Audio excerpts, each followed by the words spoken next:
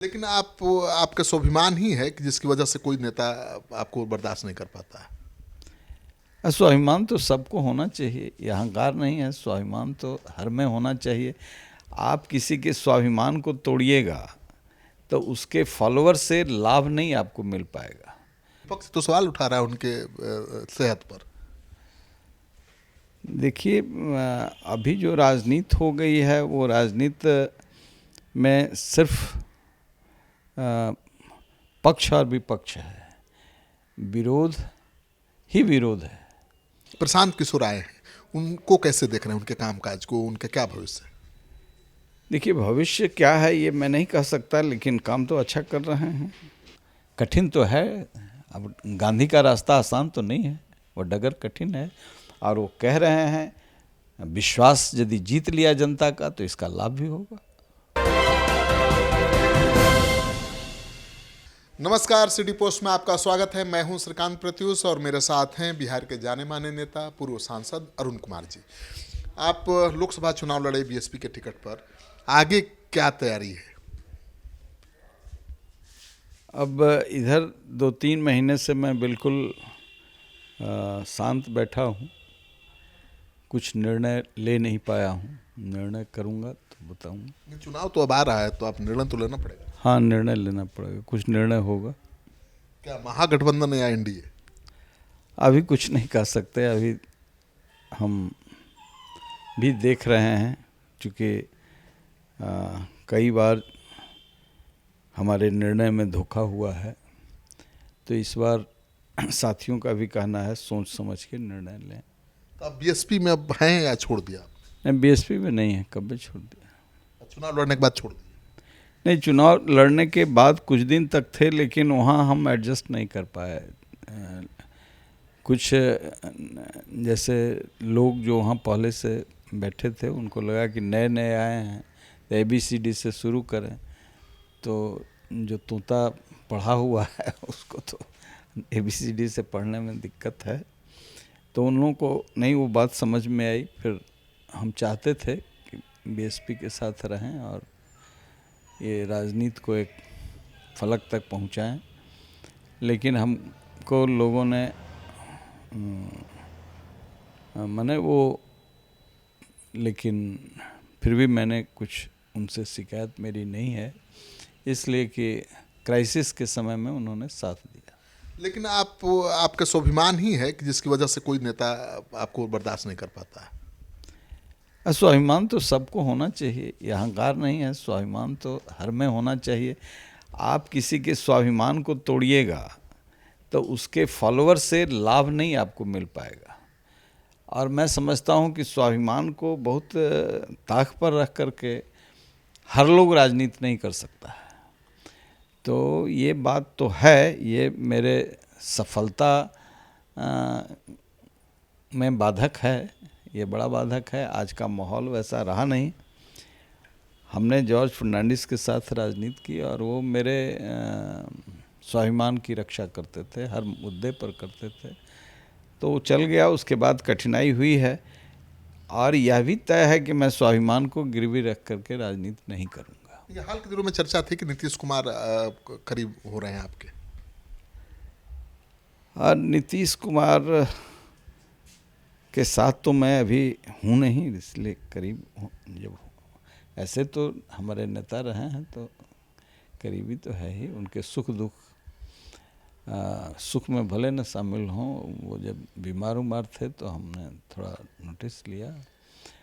अब स्वस्थ हैं, काम कर रहे हैं, प्रगति यात्रा कर रहे हैं, तो अच्छा लग रहा है। लेकिन विपक्ष तो सवाल उठा रहा है उनके सेहत पर।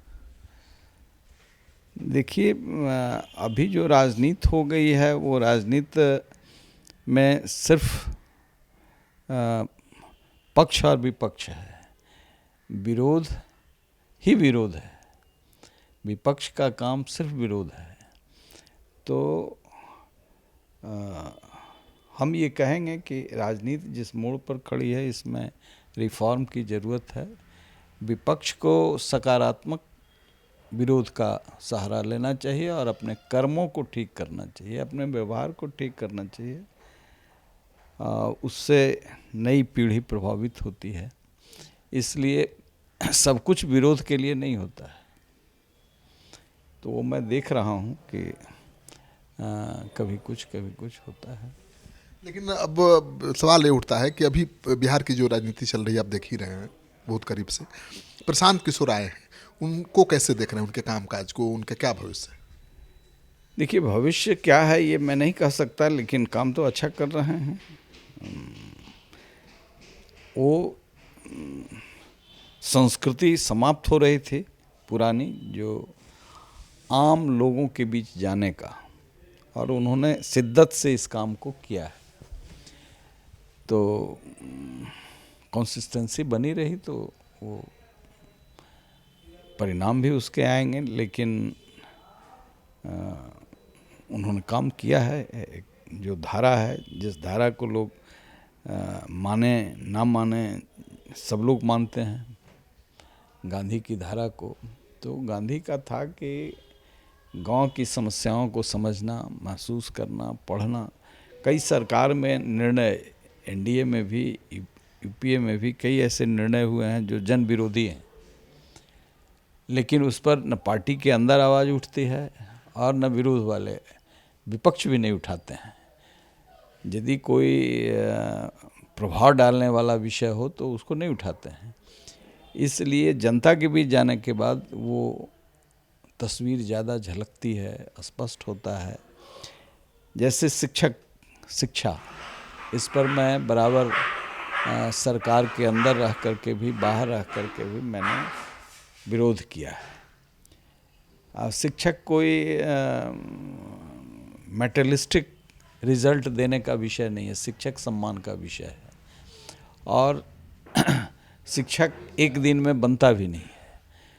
तो मैं बराबर कहता रहता हूँ कि ब्यूरोक्रेट्स के डंडे से शिक्षक ठीक नहीं होंगे। शिक्षक का निर्माण होता है, और वो निर्माण राजनीतिक सत्ता और सामाजिक सत्ता दोनों को देना पड़ेगा, तब शिक्षक का निर्माण होगा। और तब हमारे जो पुरखों की परंपरा थी, जहाँ से एक उद्भट विद्वान विपरीत परिस्थितियों में भी लेते थे, जिनका कोई मुकाबला नहीं है। गांव में वशिष्ठ नारायण सिंह पैदा हो गए, गांव में खैनी खाने वाले देश के बड़े इकोनॉमिस्ट हो गए। तो ये सब चीज़ें जो हैं नेचुरलिटी में आती है, और नेचुरल चीज़ को जो संरक्षण मिलना चाहिए, वो संरक्षण शिक्षक से मिलना चाहिए, जो चरित्र का निर्माण। ज्ञान तो बहुत किताब में है, तो जो शिक्षक की परंपरा है वो ध्वस्त हुई है। इसलिए हमेशा मैं इस बात को कहता हूँ कि, और ये एनडीए की सरकार से मैं उम्मीद करता था, लेकिन वो नहीं हुआ। शिक्षक का निर्माण राष्ट्र के लिए है। शिक्षक का निर्माण पैसे से नहीं होगा, शिक्षक का निर्माण कानून से नहीं होगा, शिक्षक का निर्माण सम्मान से होगा। आप जितना सम्मान देंगे, हम लोग देखे हैं कि जो पहाड़ा पढ़ाते थे, और वहाँ भी पूरी तरह वो तैयार नहीं थे, गलती सलती बहाली हुई होगी, लेकिन बहाली होने के बाद सामाजिक सत्ता और राजनीतिक सत्ता ने इतना शिक्षकों को सम्मान दिया। मास्टर साहब प्रणाम, मास्टर साहब प्रणाम, गुरुजी प्रणाम, ये दिन भर में 4 बार बुजुर्ग लोग भी कर रहे हैं। तो उनके अंदर एक बराबर अलर्टनेस रहता था कि हमसे कोई गलती बंद कमरे में भी ना हो। अब तो शिक्षक भी वैसे कर्मों में पकड़े जा रहे हैं जो उनके शिक्षकत्व से भारी उसमें कंट्राडिक्शन है, वो नहीं होना चाहिए। तो वहाँ से साधु संत भी वहीं से पैदा होते हैं। शिक्षक इंस्ट्रूमेंट है टोटल रिवॉल्यूशन का, सब प्रगति का, उस पर काम नहीं हुआ है। और वही पीटी हुई चीज़ें, वेतनमान, परीक्षा में ये सारा ध्रुव लिपटा हुआ है। और जो हम सनातन कालखंड में देखते हैं कि जो ऋषि सत्ताओं ने शिक्षकों की जो परंपरा विकसित की, वो बड़ा ही उच्च कोटि का था। तो यह सारे जो त्रुटियां दिखती हैं, उन त्रुटियों में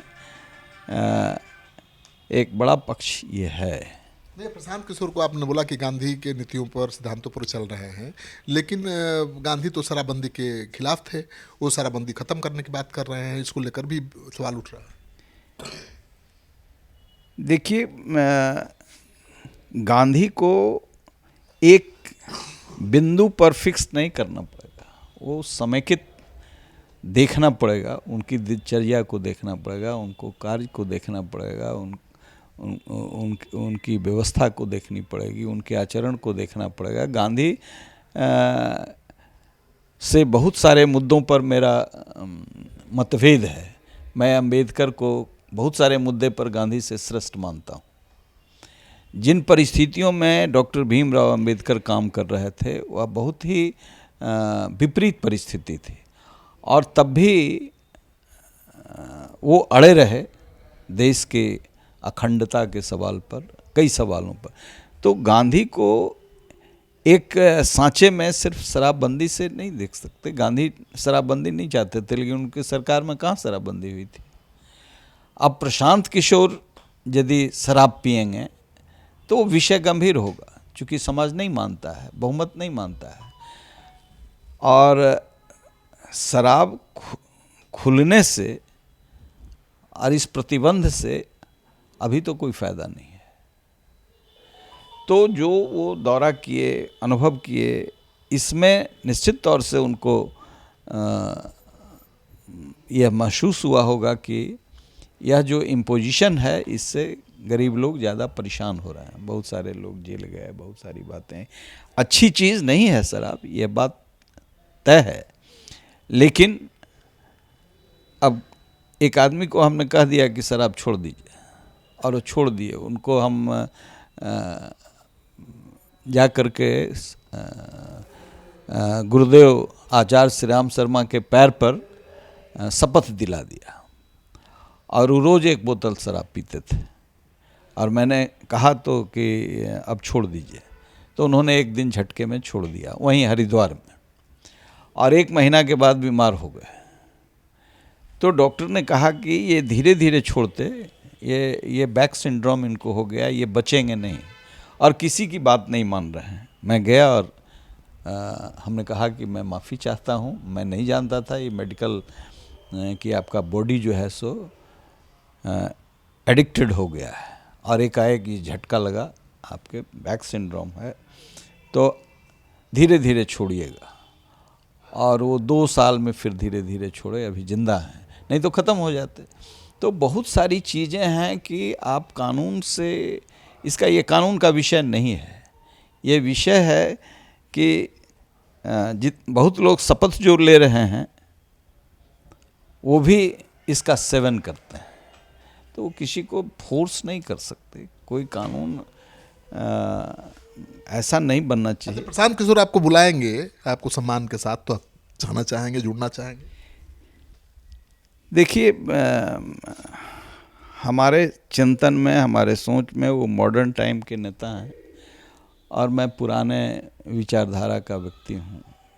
अब वो कालखंड हमारा नहीं है, सेकंड जनरेशन उनके साथ काम कर सकता है, ये लीडर हैं। अब वैसे जगहों में मुझे कठिनाई होती है, लेकिन जो कुछ काम हो रहा है वो देखते हैं, तो उस पर तो हमारी टिप्पणी यही है। मेरा उनके साथ काम करना, हमको नहीं लगता है कि मेरे जहन में चीज़ें उतर पाएंगी, लेकिन उनकी काम की आप सराहना, प्रशंसा करते हैं, काम कर रहे हैं, इसकी ज़रूरत है। हर एक पार्टी में ऐसे सकारात्मक सोच के लोग हों, निर्माण के लिए काम करें। अभी ये पॉलिटिकल डिजेनरेशन का कालखंड है, मूल्यों का घोर अभाव है, और इसमें सहयोगियों के, परिवार के, ये में भले हम कुछ काम कर लें, लेकिन वातावरण अनुकूल मुझे दिखता नहीं है। तो प्रशांत किशोर कह रहे हैं कि बाहुबलियों को, दागियों को टिकट नहीं देंगे, तो आज की तारीख में चुनाव लड़ना, जो कह रहे हैं वह कठिन है, जो कह रहे हैं वो कठिन है।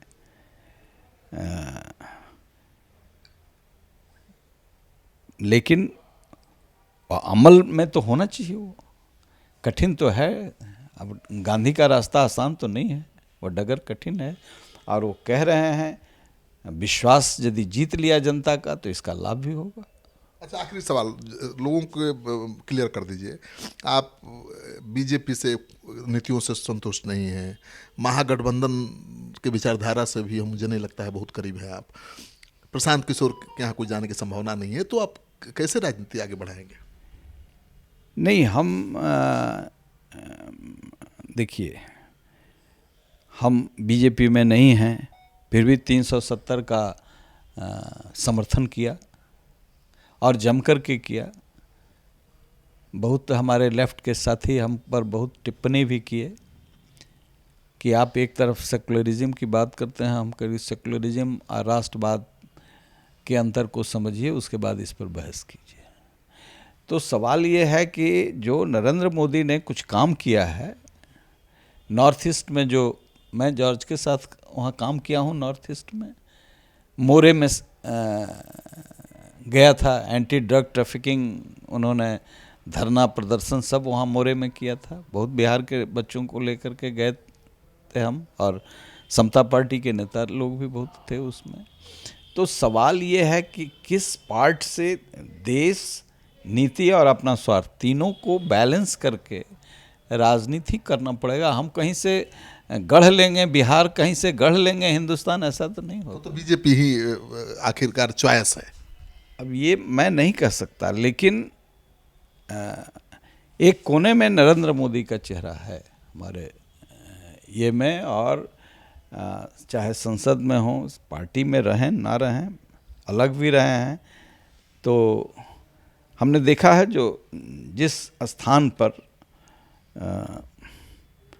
अब वो चीज़ें बहुत स्पष्ट मैं नहीं बोल पाता हूँ, लेकिन वो मैंने कहा ना कि काल परिस्थिति, सहयोगी, साथी सब मेरे जुबान पर ताला लगाए हुए हैं अभी कि चुप रहिए। तनी ये होंगे तो बोलेंगे, फिर बात होगी आपसे। आप तो खुलकर नहीं बोल रहे हैं, लेकिन संकेत तो दे ही दिया है कि मोदी के ज़्यादा करीब हैं। लेकिन ये स्वाभिमानी नेता हैं और किसी भी जो क्षेत्रीय दल है उसमें इनका एडजस्ट कर पाना बड़ा मुश्किल है, और ऐसा होता रहा इनके साथ। तो न तो ये जेडीयू, न ही ये प्रशांत किशोर के साथ एडजस्ट कर पाएंगे, और न ही आरजेडी के तो सोचना भी नहीं है। तो मानकर चलिए कि अरुण कुमार, जिनको लोग पसंद करते हैं, चाहते हैं कि अच्छे लोग राजनीति में रहें, अगर वो राजनीति में आगे बढ़ेंगे तो बीजेपी के साथ ही बढ़ेंगे।